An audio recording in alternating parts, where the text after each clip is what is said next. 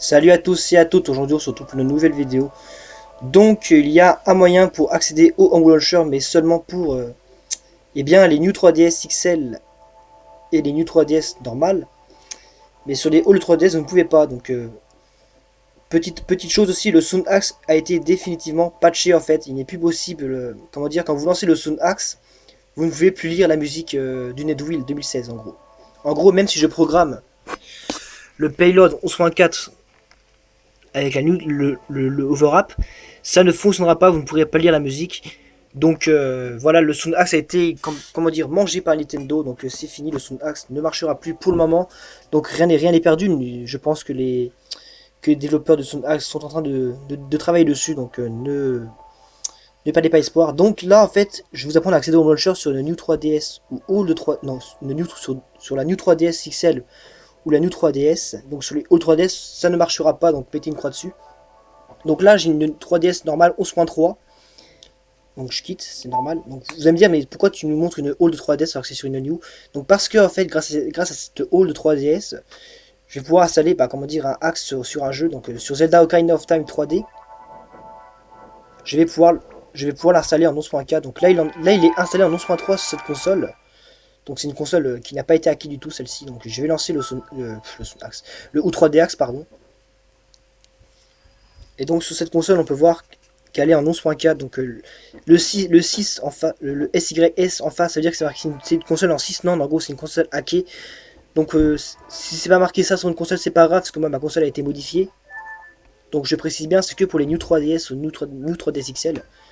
Donc là, je lance Zelda.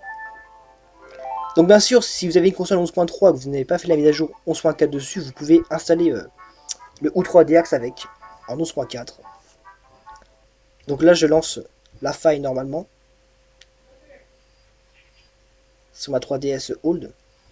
Donc là, j'arrive sur le menu. Vous allez sélectionner le spoil installeur ou 3D Axe, comme ceci. Là, ils vous disent eh bien, de continuer avec A. De continuer encore une fois avec A. Et c'est ici qu'il va falloir renseigner la mise à jour de votre New 3DS XL ou de New 3DS. Donc ça ne fonctionne pas pour les halls, je le répète encore une fois.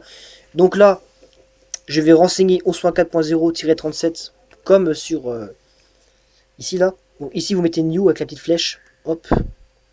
Vous mettez bien 11.4 et vous mettez bien 37 ici.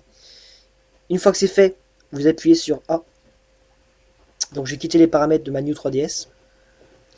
Et me mettre que l'exploit a été installé. Donc vous faites Start. Une fois que c'est fait, vous retirez la cartouche.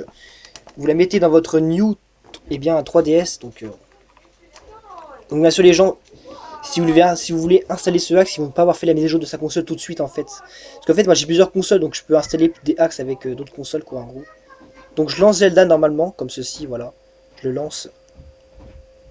Donc ma console est en 11.4 et c'est une New 3DS XL.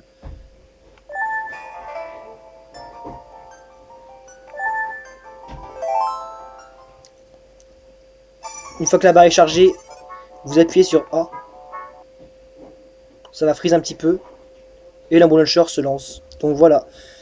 Donc voilà, cette vidéo est finie. Donc encore une fois, je tiens à préciser, c'est uniquement pour les New 3DS et New 3DS XL. Donc voilà, donc je vous tiendrai au courant si je trouve un moyen d'accéder à l'Umble Launcher sur une Old 3DS. Donc voilà, je vous dis à plus pour un prochain tuto ou un prochain live. Bye tout le monde.